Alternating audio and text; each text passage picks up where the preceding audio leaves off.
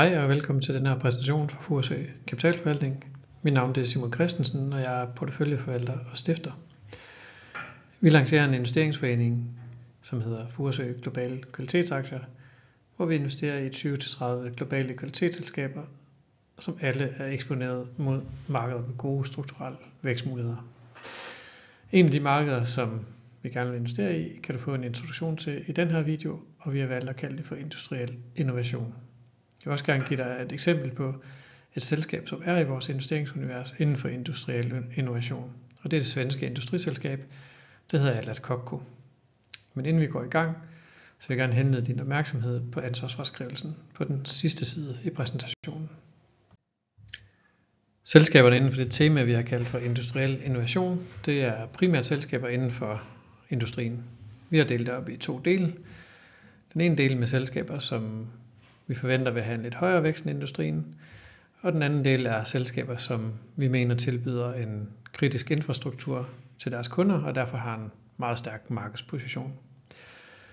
Førstnævnte, det kunne være selskaber inden for automatisering og digitalisering af industrielle processer. Og i figuren øverst til højre, der kan du se de forventede vækstrater inden for udvalgte dele af industrien. Omsætningsvæksten for industriselskaber i verdensmarkedet generelt har faktisk kun været 2%, men inden for en række områder, der er væksten rigtig fornuftig. Industriel automatisering ventes at vokse med omkring 6%. Det er primært drevet af industriens fokus på at effektivisere produktionsprocesserne, men også efter en periode med høj inflation, der er payback-perioderne for automatiseringsprojekter blev reduceret væsentligt. Og vi hører også, at budgetterne til netop automatiseringsprojekter, de også bliver øget, primært hos de større selskaber. Man kan også sige, at produktionen den går fra at være manuel og disconnected til at blive automatiseret og connected. Og blandt andet derfor så venter man, at industriel software og digitalisering af infrastruktur, at det vokser med omkring 8-10% om året inden for overskuelig fremtid. Her er det tit evnen til at overvåge og monitorere sine produktionsprocesser, som er i fokus, men stadigvæk med det samme mål, nemlig at blive mere effektiv. Det var den første del af markedet industriel innovation, sådan som vi har delt det op. Og i den anden del, der fokuserer vi på selskaber, som tilbyder noget kritisk infrastruktur til kunden, og derfor har de her selskaber en meget stærk markedsposition. Det kunne være et selskab som det tysk-amerikanske industriselskab, der hedder Linde. De sælger industrielle gasser, hvor de installerer kapacitet hos kunden og indgår typisk nogle meget lange og rentable kontrakter med deres kunder. Det kunne også være, hvor man har opnået et geografisk monopol, som man nogle gange ser inden for eksempel affaldshåndtering. Inden for transport, der kan vi også godt lide freight forwarding, fordi at kapitalintensiteten den er meget lav. I grafen nederst til højre, der kan du se nogle nøgletal for den her sidste del af universet. Omsætningsvæksten har ligget på cirka 13%. Det skal man nok ikke forvente fremadrettet. Det er drevet af nogle omstændigheder, som jeg vil komme ind på her. Men afkastet på den investerede kapital, som har ligget på lidt over 16%, det tror jeg egentlig omstændighederne er der for, at de også kan levere den her form for rentabilitet også fremadrettet. På den næste slide, der vil jeg gennemgå en af de selskaber, som vi har i vores investeringsunivers, som vi kalder industriel innovation, og det selskab, det er Atlas Copco. Det eksempel, jeg har taget med på et selskab inden for markedet industriel innovation, det er det svenske selskab Atlas Copco. Over det næste stykke tid så vil jeg gennemgå 4 centrale elementer af vores investeringsproces. Det er en analyse af selskabets kvalitet og deres vækstmuligheder, en risikovurdering og en værdiansættelse. Vi starter med, hvorfor vi synes, at Atlas Copco det er et selskab af høj kvalitet. Atlas Copco de er markedsleder inden for kompressorer og vakuumpumper til industrien, og i tabellen øverst til højre, der kan du se, at de tjener ca. 80% af deres resultat inden for de her 2 divisioner, som hedder kompressorteknik og vakuumteknik. Deres kunder det er primært inden for fremstillingsindustrien, det er fødevare, det er elektronik. Og de har som den klare markedsleder en markedsandel på godt 30%. Det er måske ikke så højt for en markedsleder, men det er omtrent dobbelt så højt som deres nærmeste konkurrent, som er Ingersoll Rand fra USA. Og samtidig så er der en lang hale af mindre konkurrenter i det her marked.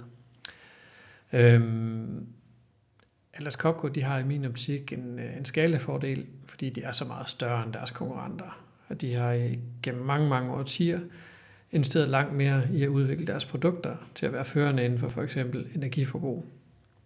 Og energiforbruget, det udgør cirka 80% af kundens omkostninger gennem levetid for det her kompressorsystem.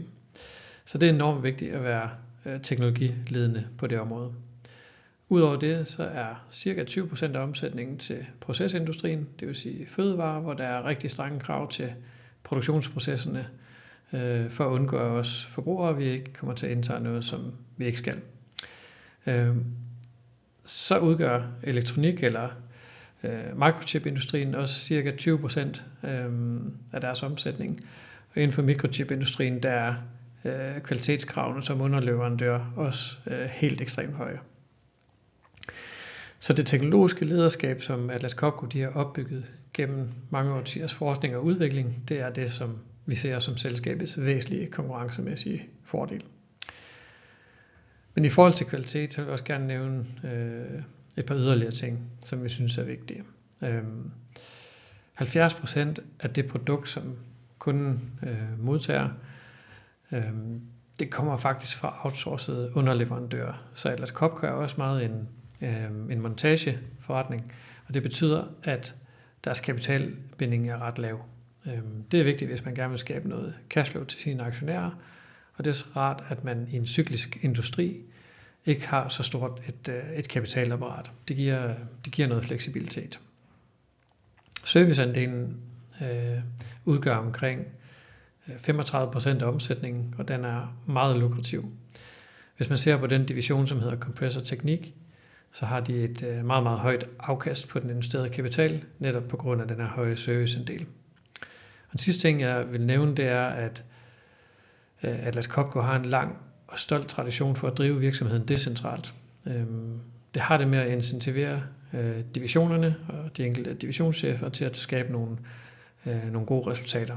Og selvom det er svært at sige nøjagtigt, hvor meget det betyder, kunne man tage et eksempel som også det svenske selskab ABB, hvor en tidligere divisionschef fra Atlas Copco kom ind som CEO for nogle år siden og indførte den samme decentrale styring, og efterfølgende er deres marginer også steget ganske betragteligt. Som du kan se i tabellen nederst, så har Atlas Copco over de seneste 5 år rapporteret EBIT-marginer på lidt over 20%. Her kan man nævne, at industrien generelt laver omkring 10%.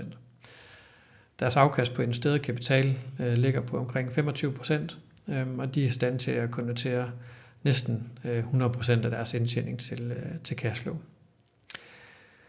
Man skal ikke tage fejl af, at Atlas Copco det er et cyklisk selskab, men vi føler os overbevist om, at kvaliteten af selskabet det er højt nok til over tid som minimum at kunne opretholde eller forbedre de nuværende rentabilitetsniveauer. Hvilken vækst kan man så forvente af det selskab, som Atlas Copco de leverer? Altså den største division Compressor Teknik vokser nogenlunde med den generelle industri, men de nyder også godt af, at trykluft og andre komprimerede gasser de bliver anvendt til at automatisere industrielle processer, for eksempel til at skære, bruge og svejse eller transportere objekter rundt i produktionsområderne, også med hjælp fra robotter. Og automatisering ventes at vokse de her 5-6% om året, og jeg tror, at en division som Compressor Teknik kan vokse 4-5-6% organisk inden for overskuelig fremtid. Vækstudsigterne inden for vacuumteknik er endnu mere interessante. De har ca. 60% eksponering til microchip-industrien, som forventes at vokse med 7-8% om året frem mod 2030. Vakuumpumperne de anvendes til at skabe det rette atmosfæriske tryk og rense miljøet for urenheder i de her såkaldte clean rooms, hvor det er, at microchippene de bliver fremstillet. Og her er produktkvalitet ekstremt vigtig, fordi hvis produktionen den fejler, så er det meget, meget dyrt for kunden. Og udover de organiske vækstmuligheder, så har jeg tidligere nævnt, at der er en lang hale af de her mindre konkurrenter. Over tid har Atlas Copco også været opkøber af mange af dem. De køber dem som regel til en billig pris, og så kan de øge rentabiliteten betragteligt i de her opkøbte enheder. Så udover den normale organiske vækst på godt og vel 5%, så vil jeg tro, at den ikke-organiske vækst sagtens også kan vise sig at være væsentlig, og det er også noget, som selskabet selv har meldt ud, at de regner med at kunne bidrage til omsætningsvæksten med omkring 2% for opkøb over tid. Over de næste 3 år, så regner vi med, at Atlas Copco de kan øge deres EPS, altså deres indtjening per aktie, med omkring 11% om året, men det er også værd at være opmærksom på, at meget af det er drevet af valuta og også opkøb i 2023. Den organiske vækst, den regner vi faktisk med, at den kan gå hen og blive en lille smule negativ i 2024, på grund af en nedgang i ordreindtaget her i 2023. Men vi tror egentlig på, at sådan, de strukturelle forudsætninger for at kunne skabe en fornuftig vækst fremadrettet på lidt længere sigt, er ganske fornuftigt og drevet af automatisering og digitalisering. For eksempel så microchip-industrien, de oplever lige nu et investeringsboom, fordi at mange af spillerne de bygger produktionsfaciliteter i USA og Europa i et tempo, som man ikke har set før. Og det skyldes for det første de her leveringsproblemer, der var efter at vi kom ud af pandemien, men også de geopolitiske gnidninger, der er mellem USA og Kina, og Taiwan er jo centralt i det spørgsmål, og Taiwan Semiconductor Manufacturing Company, eller TSMC, leverer en stor del af microchips til hele verden, og det vil man gerne diversificere lidt. Vores konklusion på vækstanalysen, det er, at der vil være en cyklisk afmatning i toplinjen i noget af 2024, men som også før nævnt, så tror vi på, at de strukturelle betingelser for at kunne levere noget af 5-6% organisk vækst, måske endda en lille smule mere, bestemt er til stede. Samtidig så vil serviceandelen af omsætning også stige inden for vacuumteknik-divisionen, regner vi med, og det kan også drive noget af rentabiliteten. I forhold til risikovurderingen, så synes vi, at Atlas Copco de har en acceptabel risiko sammenlignet med andre industriselskaber. Rentabiliteten den er høj, serviceforretning giver noget stabilitet, det skaber meget cashflow, gælden er overkommelig, og det er meget asset light. Men ud af de cykliske risici, som jo er åbenbare, når man kigger på sektorsammensætningen af deres kunder i den øverste tabel, så kan man også nævne, at Kina udgør omkring 20% af Atlas Copcos samlede forretning. Og den kinesiske økonomi, den er, som de fleste ved, presset af ejendomssektoren. Gælden hos nogle af de lokale myndigheder, den er høj. Og ser man på de forventninger, som FN har til udviklingen i arbejdsstyrken, så vil den falde ganske betragteligt, hvis man ser på den lange bane. Samtidig så kan man også håbe på, at forholdet mellem Vesten og Kina det bliver forbedret lidt. Men i mellemtiden så tror vi, det er et realistisk scenarie, at noget af den industrielle produktionskapacitet den bliver diversificeret mod andre dele af Asien. Det er umiddelbart positivt, at der bygges ny kapacitet i andre dele af Asien, og også at en mindre arbejdsstyrke i Kina, det bør tilsige, at produktivitet og automatisering det bliver endnu vigtigere. Men når det er sagt, så må man også bare erkende, at risikoen ved at have forretning i Kina lige for øjeblikket, også i overskuelig fremtid, den er for høj, og det kan man så eventuelt lade sig afspejle i sine afkastkrav, når selskabet det bliver værdiansat. Og netop værdiansættelsen, det er det, vi skal tale lidt mere om nu. På vores estimater, der handler Atlas Copco til en price earnings ratio for næste år på lidt under 21 gange, hvis man køber B-aktien. Og vores værdiansættelse på en såkaldt discounted cashflow model, den ligger på 7% over dagens kurs. Man skal lige holde sig for øje, at vi her kun har værdiansat den organiske del af forretningen, fordi vi synes, at det er for usikkert at prøve at værdiansætte den her M&A-optionalitet, som i vores optik burde være positiv for et selskab som Atlas Copco. For eksempel, hvis man ser tilbage over de sidste 5 år, så har de opkøbt for, hvad der svarer til nogenlunde 40% af de frie pengestrømme, eller omkring 35 millioner svenske kroner. Det har de en lang tradition for, og hvis det er, at de er i stand til at øge rentabiliteten i de opkøbte enheder op på koncernniveau, jamen så mener vi, at de også skaber værdi gennem de her akquisitioner.